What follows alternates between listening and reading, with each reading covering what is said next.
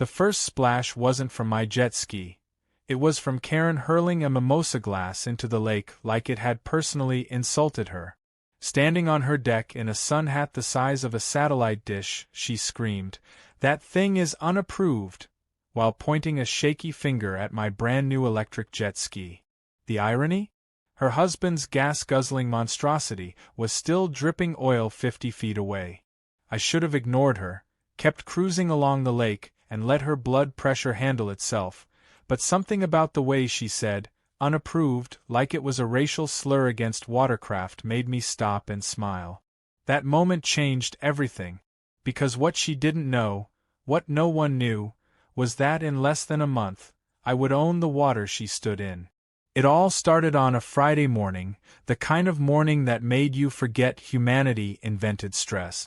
Birds chirping, breeze light enough to flirt with your coffee steam, and the lake glistening like it had just come back from a spa retreat. I'd recently moved into this HOA-controlled lakeside neighborhood after cashing out of a tech startup.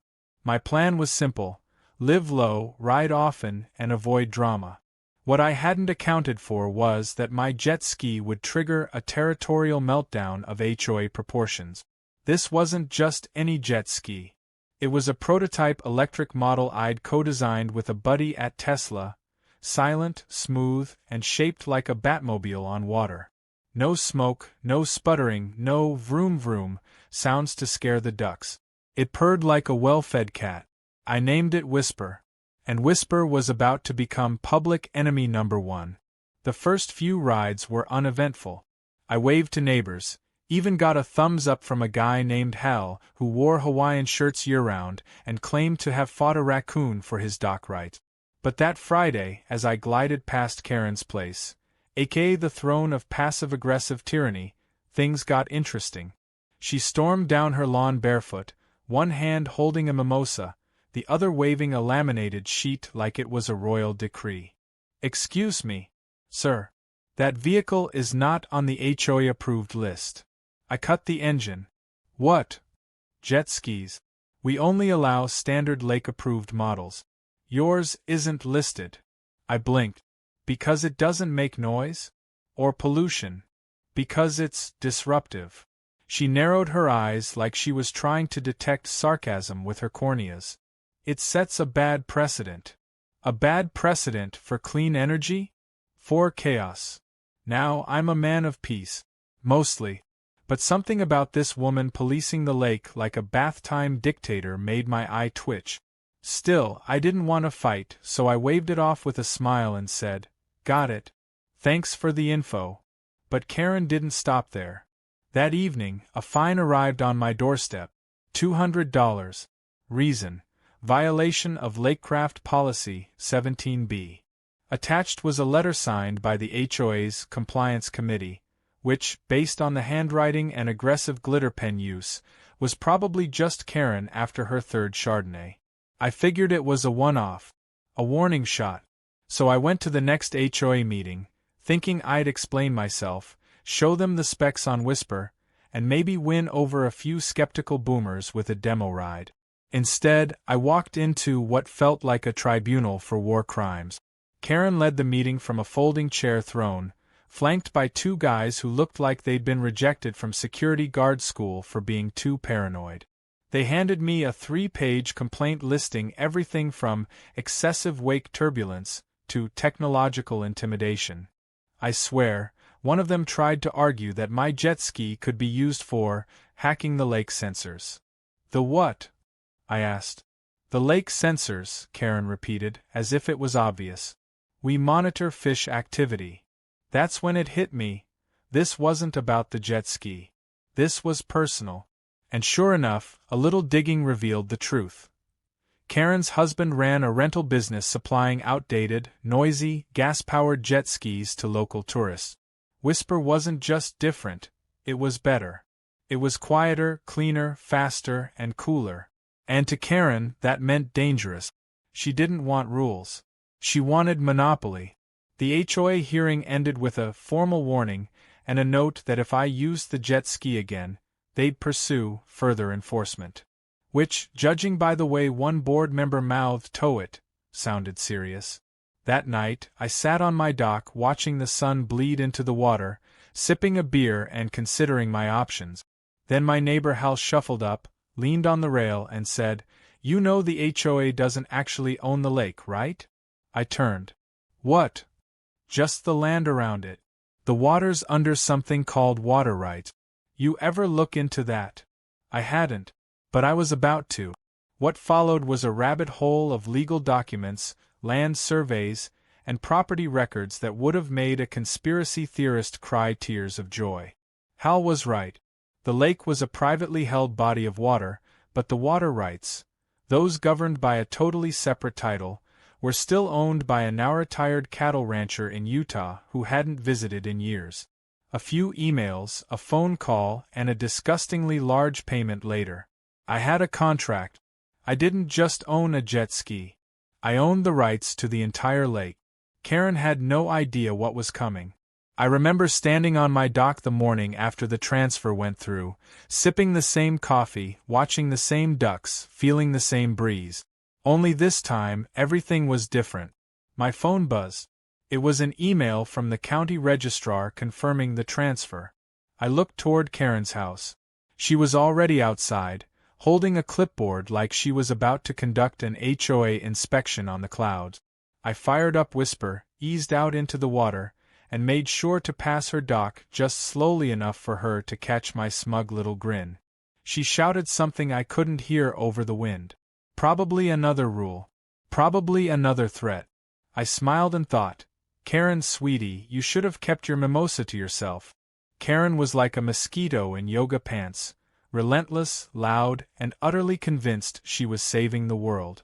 After the mimosa-throwing incident and my quiet little acquisition of the lake's water rights, I thought maybe, just maybe, she'd back off. I'd won, hadn't I? But no. Karen didn't retreat. She doubled down, tripled even. It wasn't just about the jet ski anymore. I had threatened her authority. I had outmaneuvered her in the HOA's sacred arena. That made me dangerous. And Karen didn't handle danger well unless it was in the form of a house cat trapped in a tree, and she could call the local fire department for attention. The very next day, I found a violation notice duct-taped to my mailbox like it was being held hostage. The ink had bled a little from the morning dew, but the message was clear. Apparently, my dock was now non-standard. Never mind the fact that it had passed inspection when I moved in, or that it had the same design as 3 other homes down the shore. According to Karen, mine had the wrong stain color and created an unharmonious visual break from the shoreline aesthetic. Which, translated from Karenese, meant, "I'm making up rules because I'm mad." I ignored it. So she sent a second letter, this time citing excessive gatherings. Apparently, having more than 4 people on your property, yes, including your own family, now required prior HOA notification. The next day, she took issue with my outdoor speaker, claiming my music was too modern and tonally disruptive to the peace of the community. I was playing Fleetwood Mac. It got even pettier. One morning I woke up to find that someone had taken down my flamingo float. A note was pinned to it. "This violates our HOA's decorum standards." I wanted to respond with a 30-foot inflatable dragon, but I held back. Barely. What Karen didn't realize was that every petty strike just made me dig deeper. I wasn't just annoyed anymore. I was fascinated. Her obsession with control wasn't just about enforcing rules. It was about protecting something. And soon, I found out exactly what that was. I started asking around, chatting with neighbors during walks or while grabbing coffee at the corner cafe. That's when I heard about her husband's business. At first, it sounded like nothing, just a couple of jet skis he rented out to friends of the HOA. But then one neighbor mentioned the waivers. "Oh yeah," she said. "He makes you sign a form before you ride. Cash only. No receipts." That sent up more red flags than a North Korean parade. So I did what any curious, vengeful tech nerd would do. I started investigating. A few online searches, a little social engineering, and before long I had the full picture. Karen's husband ran an under-the-table jet ski rental business out of their garage. No permit, no insurance, just an old trailer full of sputtering gas-powered machines that he rented out to HOA board members and their weekend guests. It wasn't a hobby. It was a racket.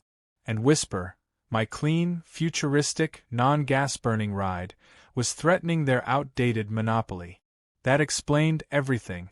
The rules, the complaints, the theatrical performances about lake safety. It wasn't about the environment. It was about money. Karen wasn't just protecting her power, she was protecting her side hustle.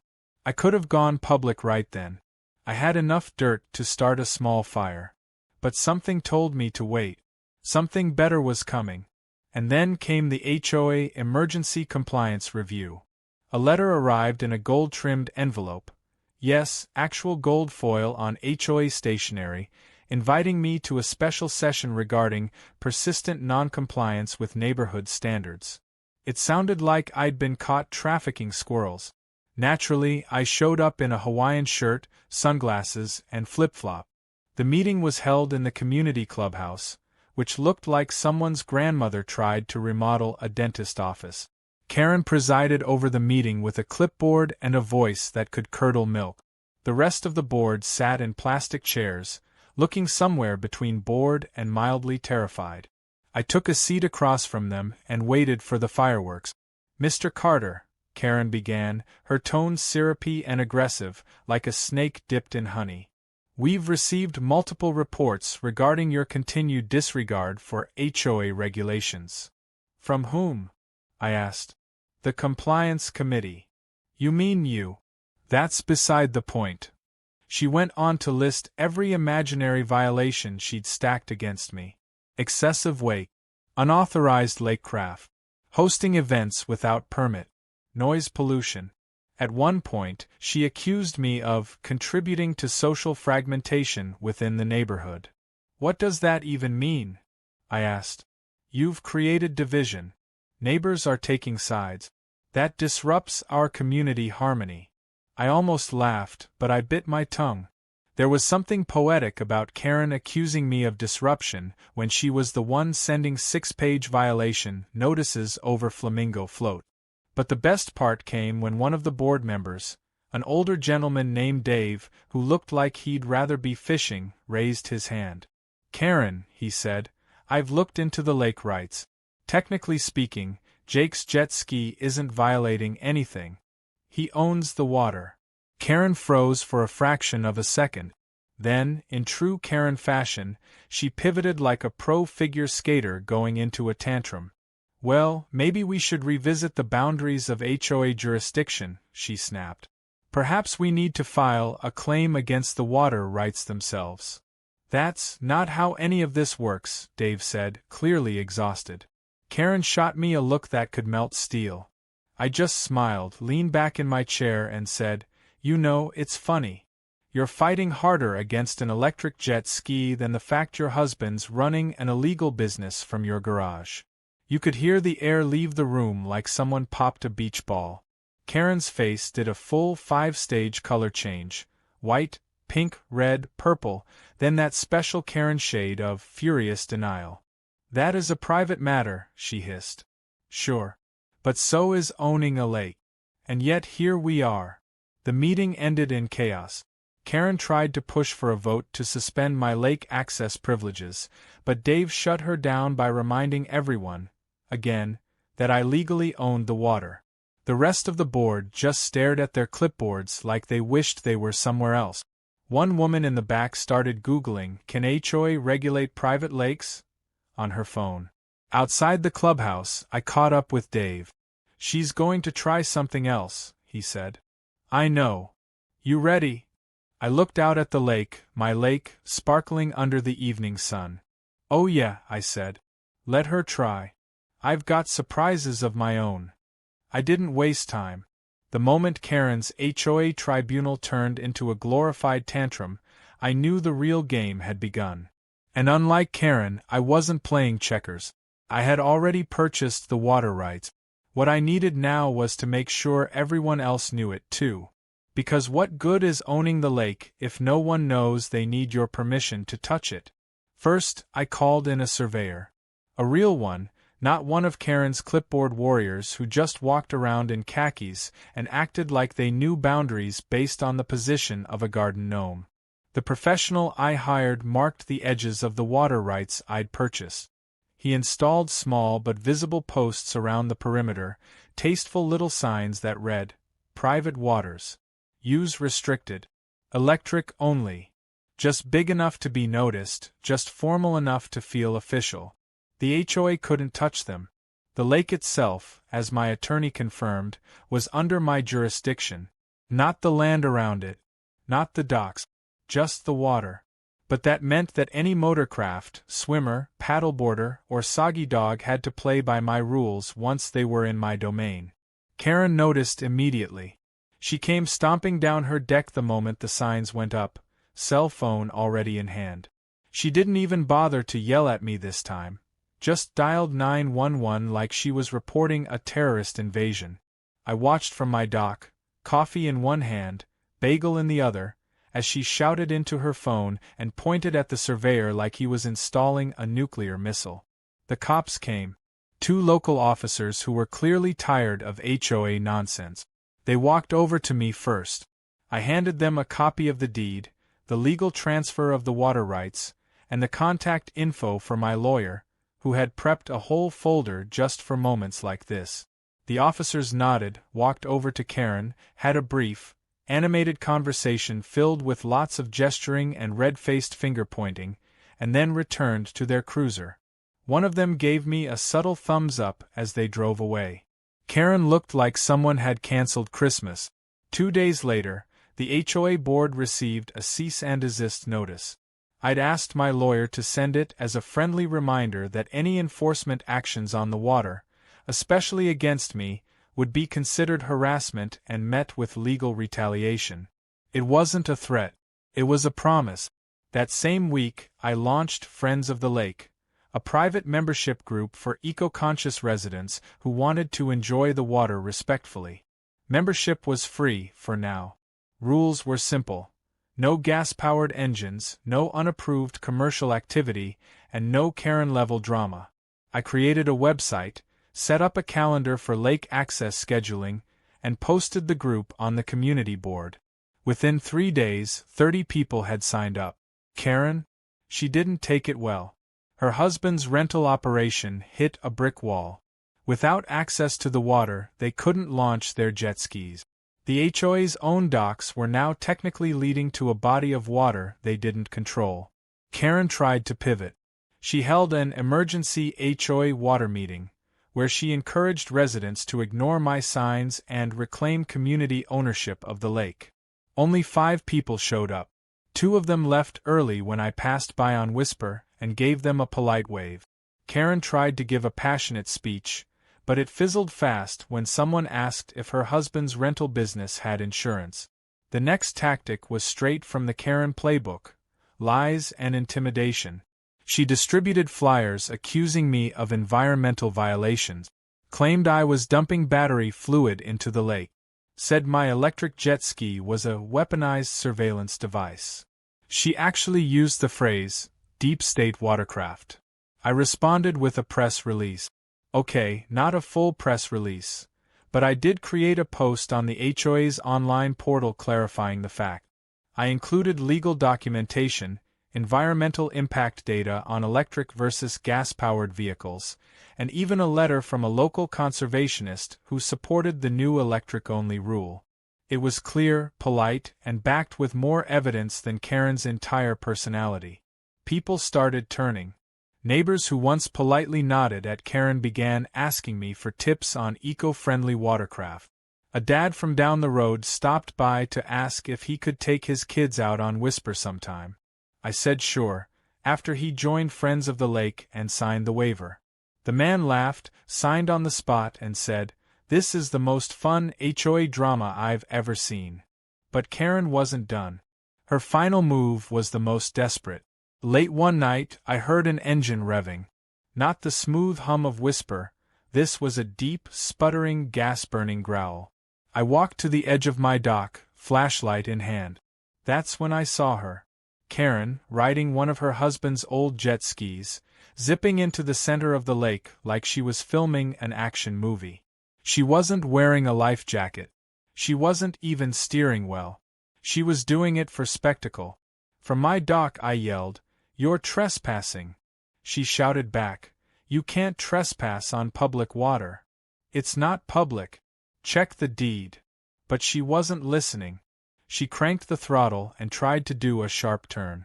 The ski hit a sandbar, one I had clearly marked on the lake map distributed to members, and the engine gave out with a painful wheeze. The jet ski tilted sideways. Karen fell off. The water was only waist deep, but the embarrassment went deeper. She waded back to shore in soaking yoga pants and fury. I filmed the entire thing, not to humiliate her. Though, let's be honest, it was hilarious, but because I knew she'd try to twist the story later. The next morning, I submitted the footage and a full incident report to the county's environmental office. Her illegal use of a gas-powered vehicle in a protected water area resulted in a hefty fine and a temporary ban from all HOA-adjacent aquatic activity. The cherry on top? A local environmental blog picked up the story. The headline read, "HOA Queen tries to break her own rules, gets schooled by jet ski justice." The article went viral in the neighborhood group chat. Karen deleted her profile for a week. And just like that, her empire began to crumble. No more rentals. No more flyers. No more community meetings where she played the misunderstood hero. The HOA was starting to wake up. Some residents demanded transparency around finances. Others questioned how long Karen had been bending rules to fit her personal agenda. I didn't need to gloat. The lake did it for me. It sparkled, silent and clean, like a giant mirror reflecting the truth. The age of Karen was ending, and the water, for once, was finally calm. By the time Karen's jet ski hit that sandbar and her soaked tantrum video made the rounds, her grip on the neighborhood had started to slip faster than her balance in lake water. Her once sycophantic board members were now whispering during meetings, fielding complaints instead of writing them, and doing everything in their power to avoid being caught in the splash zone of her unraveling empire. What had started as a petty vendetta over a jet ski had become a full-on neighborhood rebellion. And Karen? She was spiraling. The HOA began to fracture. People were questioning everything: the fees, the secretive decisions, the side hustle jet ski rentals that Karen and her husband ran like it was the Prohibition era. A few residents even requested access to the HOA's financial record. Karen, of course, delayed, deflected, and eventually called the requests harassment. That went about as well as a soggy matchbook. Word got out that some of the lake maintenance funds had mysteriously disappeared over the past year. A couple hundred here, 1,000 there. Nothing enormous, but enough to raise eyebrows. The only thing Karen managed to maintain with consistency at that point was the HOA's newsletter, which, amusingly, started omitting my name entirely, as if I were Voldemort riding a jet ski. The same neighbors who once stood quietly by now gathered on my dock, not just for updates but for advice. I had unintentionally become the HOA's unofficial resistance leader. One family offered to help clean up the lakefront in exchange for a few paddleboard passes. A teenager volunteered to run the Friends of the Lake page and turned it into a vibrant little digital community filled with events, tips, and candid memes about Karen's latest mishap. My favorite was a badly photoshopped image of her face on a sinking pirate ship, complete with the caption, "Captain K isn't going down with dignity." Then came the day Karen decided to push back hard. I was hosting a weekend lake event, quiet, community-friendly, entirely within my rights. It wasn't even wild. There was acoustic music, solar lanterns, some food trucks parked on private property, and a floating movie screen for the kids to watch animated movies from inflatable raft. It was the most wholesome rebellion you could imagine. Karen, however, saw it as a declaration of war. She marched down the dock at sunset, clipboard in hand, barking about permits and insurance. She tried to tell the taco truck guy he was violating HOA code. The man, who looked like he'd bench-pressed the entire truck that morning, offered her a free churro and told her to relax. She responded by dialing 911 and telling dispatch there was an unauthorized commercial operation happening on community property. By the time the cops showed up, yes again, they were tired of Karen. They'd seen the lake deed, read the cease and desist, and frankly, the officers had just picked up food from the very same taco truck 10 minutes prior. One of them, Officer Martin, waved at me mid-bite and said, "Evening, Jake. Everything in order?" "Perfectly," I said, handing him a bottle of water and a printed event permit from the county. Karen sputtered something about how they had to shut this chaos down, but Martin just shook his head. "Ma'am, this is private water. It's permitted. And I'm off the clock in 10 minutes. She stormed off, of course. Her tantrum echoed across the lake. I swear even the ducks looked annoyed. It didn't stop there. A few days later, I received a letter from the HOA's attorney. Or rather, Karen's cousin pretending to be the HOA's attorney. The letter threatened legal action to revoke my lake rights based on community historical precedent. I had my actual attorney take a look, and after one glance, he burst out laughing. "This reads like a middle schooler wrote it during detention," he said. So I replied. I had my lawyer draft a formal response that not only dismantled every point they raised, but also included a lovely little appendix of documented HOA violations from Karen's husband's rental business. Tax fraud, failure to report income, lack of insurance, endangerment from faulty equipment, you name it. We didn't send it to the HOA. We sent it to the county inspector's office. Within a week, the inspector showed up. Not just for the rental business, but for a full audit of the HOA's finances and operations. Apparently, this wasn't the first time a local HOA had gotten creative with neighborhood funds. Karen wasn't ready for that. Her face, when she saw the inspector in her driveway with a clipboard that didn't belong to her, was something I'll never forget. Her posture wilted. Her voice lost that fake customer service tone. And her husband, clearly caught off guard, claimed he had never charged a dime for rentals, despite literal ads for their jet skis still floating around online. The fallout was delicious. The rental business was shut down. A formal letter of violation was issued. Fines followed. Then came the demand for back taxes. Karen tried to deflect blame onto her husband, but the audit connected her name to several HOA budget transfers marked lake equipment repairs that actually funded new jet ski parts. Her attempts to play innocent fell flat. The real turning point came during the next HOA meeting. It was packed. People who hadn't shown up for years arrived early, took seats, and crossed their arms. Karen tried to run the meeting like normal. Long-winded opening, unnecessary rules, a weird poem about community unity. But when she reached the part about new business, one of the quieter residents, a retired schoolteacher named Mrs. Lacey, stood up. "I move that we vote on the immediate resignation of the HOA vice president," she said. Karen laughed. "That's not how things are done." Then Mr. Ahmed, a quiet man who usually kept to himself, stood too. Seconded. And just like that, the vote happened. Hands rose all around. I didn't even vote. I didn't need to. The motion passed. Karen was removed. The silence that followed was thick. No yelling, no screaming. Just the awkward hum of a dethroned monarch collecting her notes while trying not to cry. She didn't storm out. She slinked out. A small part of me, very small, felt bad. But mostly I felt relief. The new board elected Dave, the fishing-loving old-timer, as interim president. First order of business? A formal apology to me.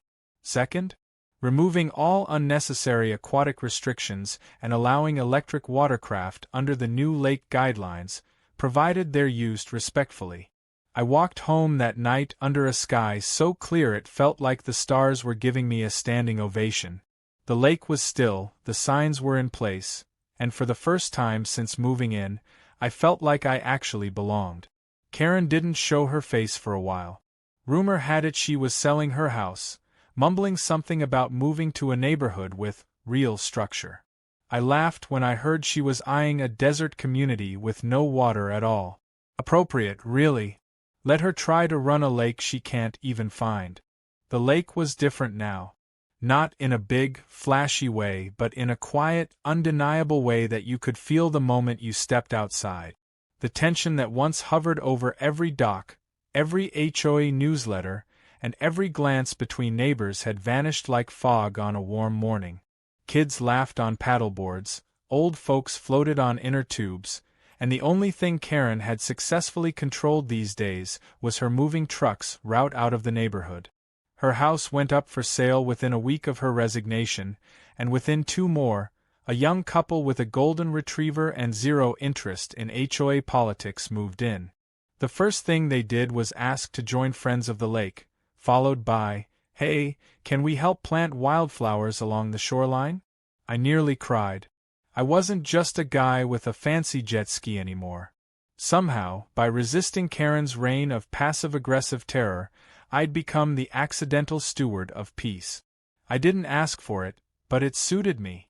With Karen gone and the new board under Dave's relaxed but competent leadership, we set about reshaping the community into what it should have been all along: cooperative, fun, and free of 30-page bylaws about shrub heights and watercraft models. We held our first official community-wide Lake Day 3 weeks after Karen's departure.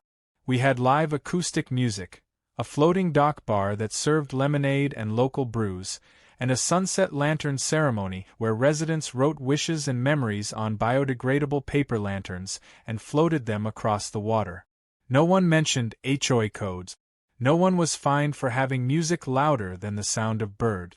One guy brought a banjo. It was corny, wholesome, and perfect. I set up a charging dock for electric boats and watercraft, solar-powered, naturally, and opened up a few demo rides for people curious about transitioning from their old gas models. Whisper was the star of the show. Kids loved it. Adults admired it.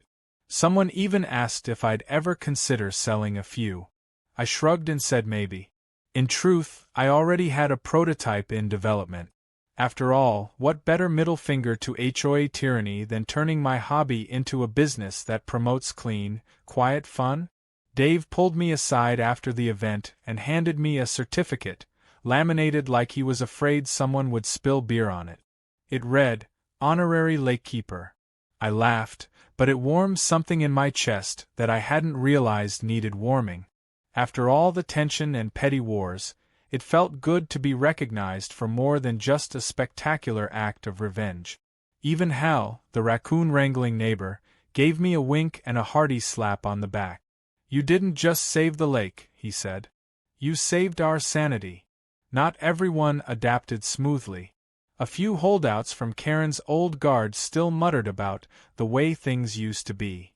One guy even tried to propose bringing back the gas jet skis during a meeting. He was promptly drowned out by a chorus of children singing an off-key camp song from their paddleboard. That felt like closure. But perhaps the most surprising moment came a few weeks later.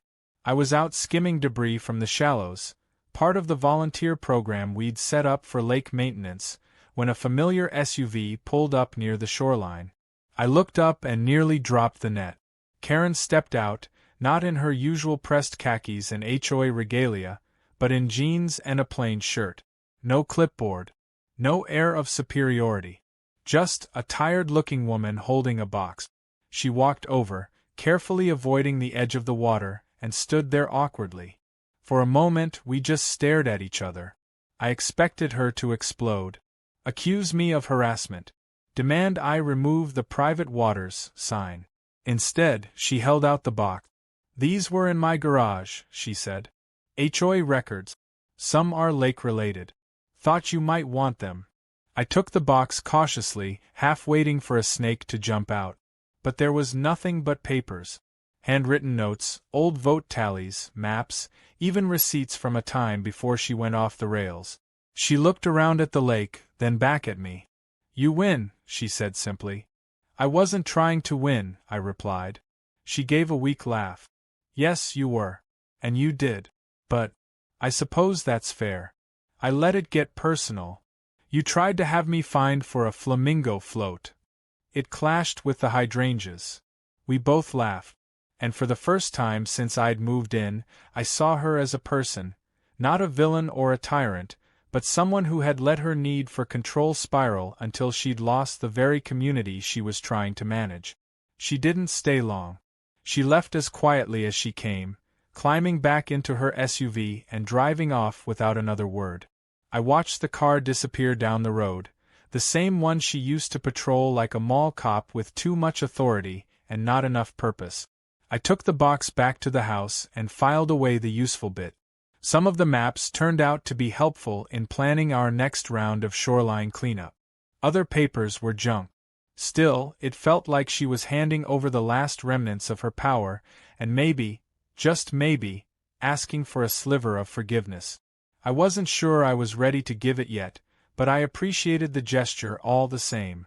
Life moved on. The lake thrived. Local wildlife started returning in larger numbers.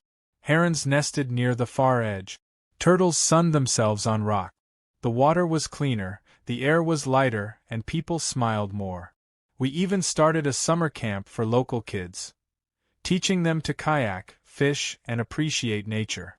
The slogan, printed on the back of our camp shirts, read, "Paddle in peace." One evening, as I rowed Whisper out into the middle of the lake under a sky painted in pink and orange, I thought about everything that had happened. The ridiculousness of the first complaint, the fines, the fake tribunal, the midnight sandbar stunt, the audits, and finally, this. A lake returned to the people who loved it. A neighborhood that had evolved. A war that ended not with noise, but with peace and laughter and the soft purr of a clean motor cutting across still water. I slowed the jet ski, drifted for a while, and looked toward the distant shore where Karen's house used to cast a long, controlling shadow. Now it was just a normal home. One of many. The lake had no rulers now. Just stewards, volunteers, friends. And me, the guy who bought a lake out of spite and ended up building something better by accident. All I ever wanted was to ride my jet ski in peace. Turns out, that peace just needed a little splash of petty revenge and a lot of community to finally take root.